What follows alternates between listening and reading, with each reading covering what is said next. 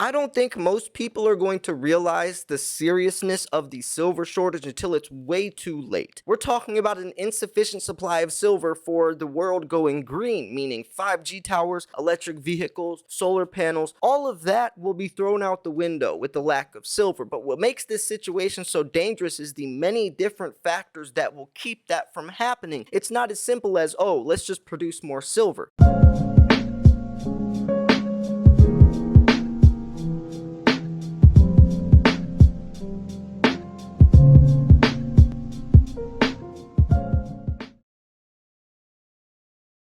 Now, folks, I highly recommend that you subscribe because I'm going to give you the newest, latest, freshest, most up to date, recent information in the world regarding silver on a daily basis. You cannot be blindly investing in today's day and age. There's too much going on.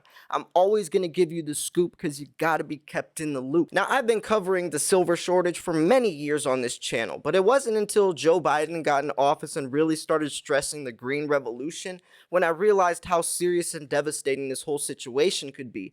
I remember covering this article very vividly when this guy's talking about how this is not possible and it's only for the dreamers that really think we have enough silver to make the whole world go green with the massive amounts of silver we're going to need for so on and so forth. And that's when I really started digging into this whole thing and really started pushing the narrative of, yo, we're going to be put up against a nearly impossible feat. Now, yes, we all get a pretty penny. Low supply, high demand pushes the price up, but at what cost? Have you ever thought about the aftermath? The reason why we need so much silver is to help climate change and global warming, but we don't have enough of it. And that's the devastating aspect of it that most people don't realize yet. See, silver is the most highly conductive metal for thermal conductivity, electricity, even light sensitivity.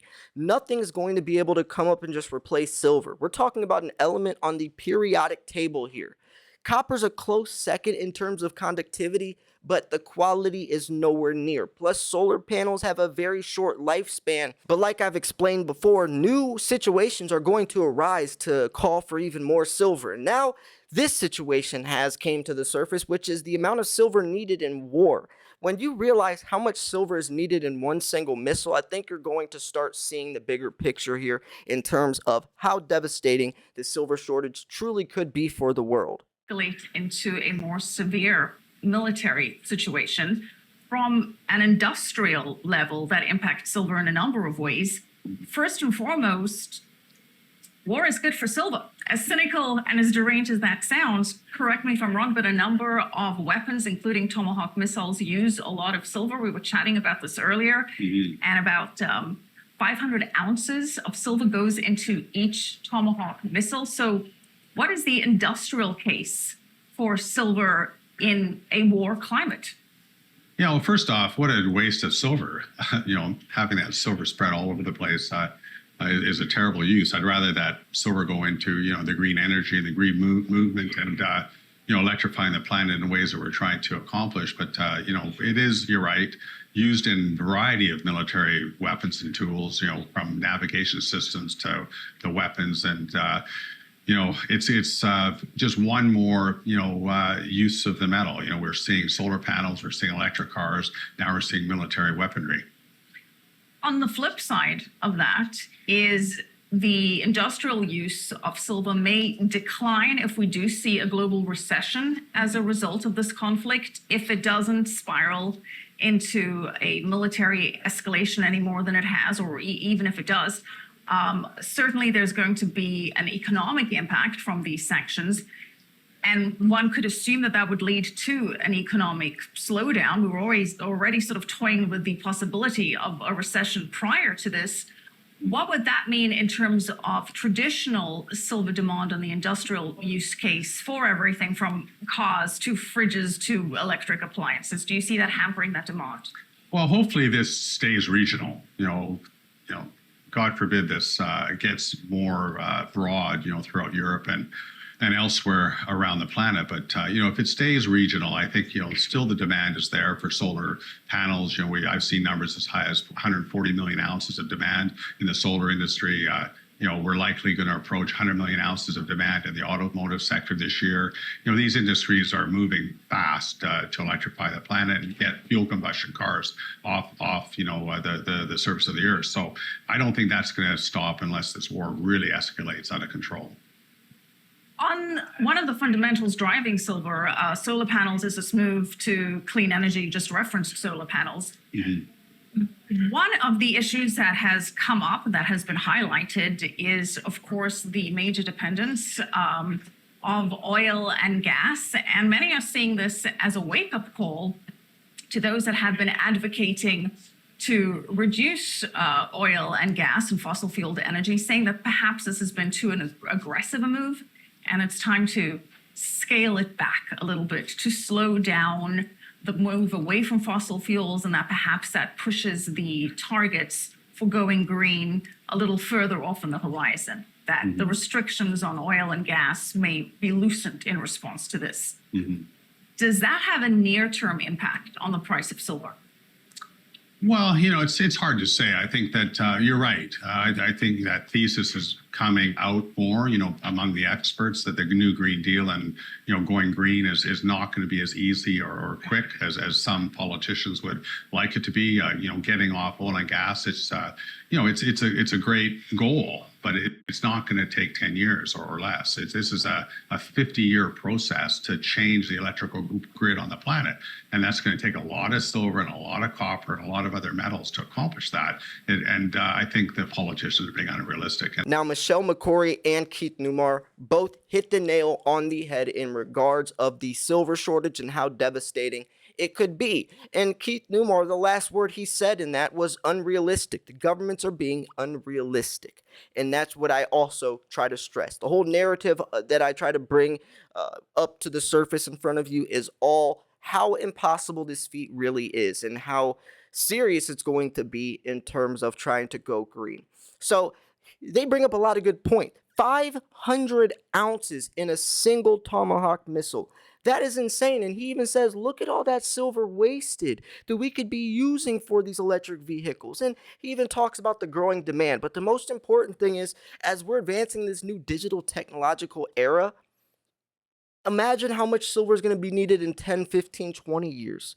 Right now, the demand exceeded 1.112 billion ounces. But imagine by the year 2027, when we're deep into electric vehicles, right? Every automobile company going electric by the year 2030, or trying to go for zero net emissions by the year 2040. All this is in an impossible feat. There's going to have to be a new source of silver, whether it is mining innovation, but there's only so much silver in the Earth's crust, plus most of it's a byproduct, or space mining, which a lot of people could laugh right now at me, but NASA's already trying to do this. There's a rover headed towards an asteroid called 16 Psyche. That's the name of the asteroid that has supposedly $500 quintillion worth of precious metals on it, and will be arriving towards Earth by the year 2026. So they have about 4 years to try to check this thing out, and they're going to try to mine it. Now, will they be able to mine an asteroid in space within 4 years? Highly unlikely. But the point is that they're trying, they're attempting it. Space mining will be a new thing over the next several decades, and I'm sure it will be successful at some point in time. Or another option is confiscating our silver. And you could be saying, Silver Slayer, you really think that they're going to try to take our silver? Well, guess what? Governments have confiscated gold several times throughout history. I've covered many videos where I've gone over time and time again where governments have confiscated people's gold. The most famous one is the Executive Order 6102 by FDR, where he literally put out a document saying, yo, give us all of your gold, or you'll have to pay a $10,000 fine, or 10 years in prison, or both. Not even kidding. That's a real order he put out. You had to turn in all of your gold. And this always happens in times of economic uncertainty or war. War is almost always the time that governments confiscate people's gold. This is a very serious situation, and for the reasons that they confiscated people's gold before, looking at the reason that we need silver, I'm sure they could again. And the narrative they would push is try to help save the planet. let us have your silver so we can make more solar panels. That would be the most effective way if they really want us to try to turn in our silver. By the way, would you turn in your silver?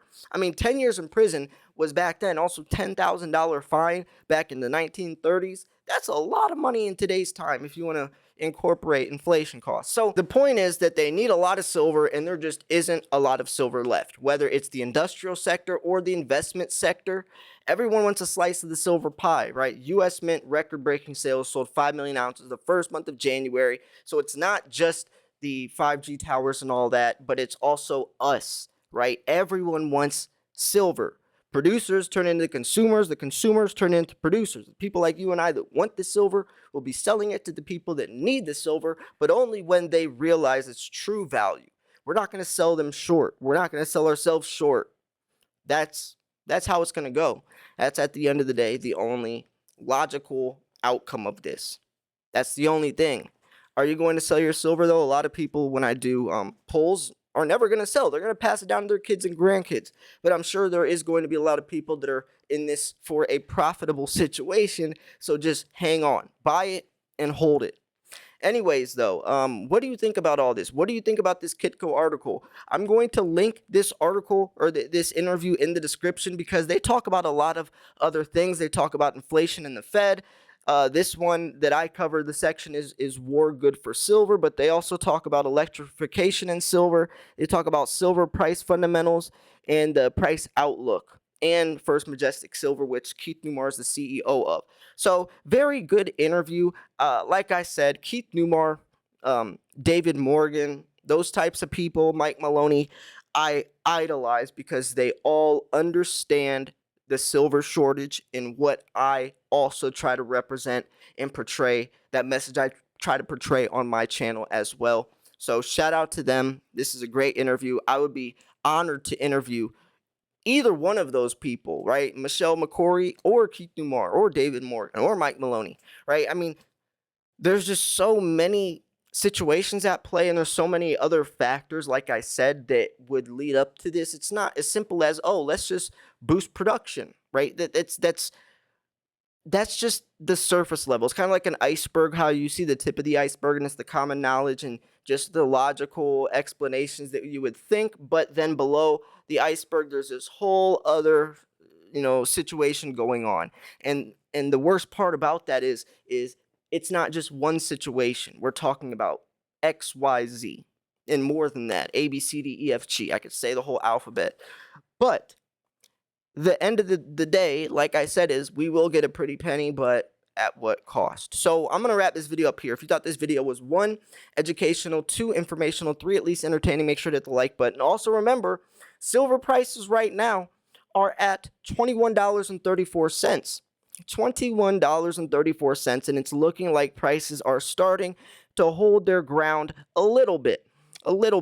It's looking like today prices have held for the week, though, a little bit, but as you can see, this $21 level, it's looking like might stand its ground a little bit, and that's the support that it's trying to stay above. Remember, resistance is what it's trying to break above, support's what it's trying to stay above.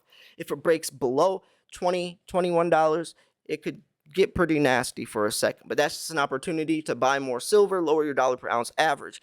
On the 15th, we are all coming together to buy silver, and it's going to be pretty fun.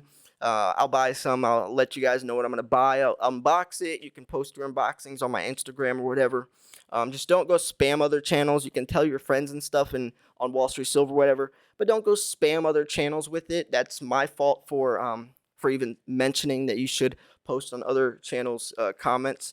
I sometimes lose sight of how many people watch my channel. So when I say something like that, I forget that thousands of people will be doing that. It's easy to lose sight as a YouTuber when you just see a number on a screen, but then like literally think of how many people that is in real life, like 6,000 views on that video.